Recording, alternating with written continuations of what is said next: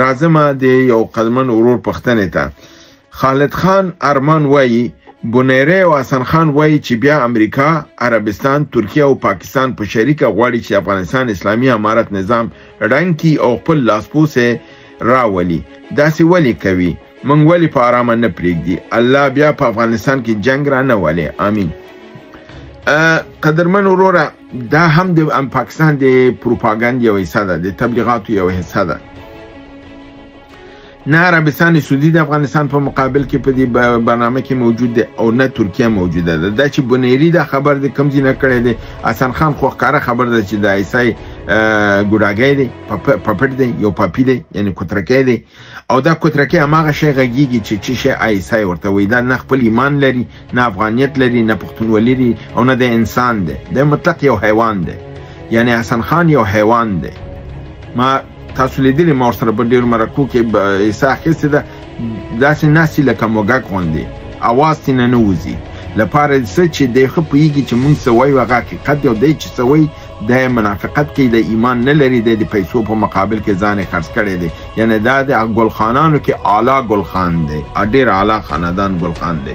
نو د ده لپاره د ده خبرو باندې اعتبار مه کوئ. او زه د دلایل تاسو ته دا وایم چې امریکا اوله کې د افغانستان د نظام پرځول نه غواړي.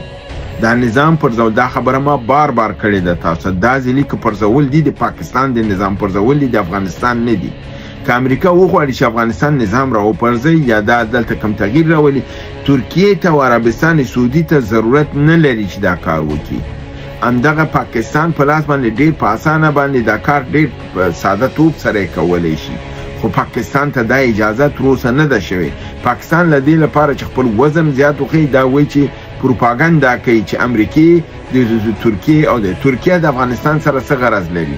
ترکیه خو زموږ له دونه لرې ده او بیا ترکیه روابط د افغانستان سره خراب نه دي او دلته سرمایه ګذاري لري. همدا اوس ترکیه انجینران په ډېرو غټو پروژو کې لکه بخشاباد، پاشدان، په دې کې د جرمني او د ترکیه انجینران موږ سره کار کوي.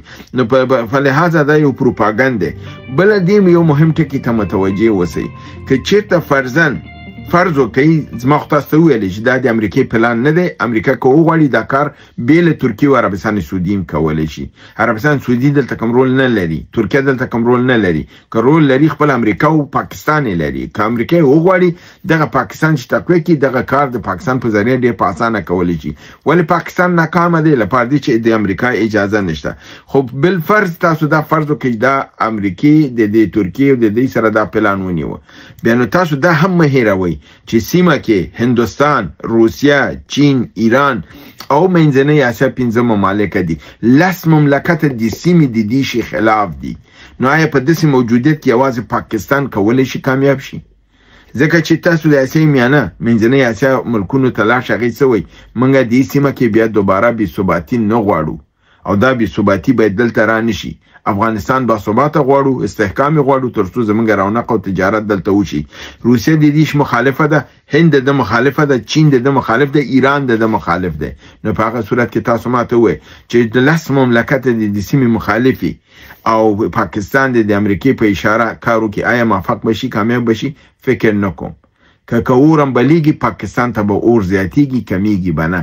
او دې کې به پاکستان په خپله په دې لمبو کې سوځي انشاءالله. امید ده چې لوی افغانستان وګورو، آباد افغانستان وګورو، هوسا افغانستان، اسلامي نظام.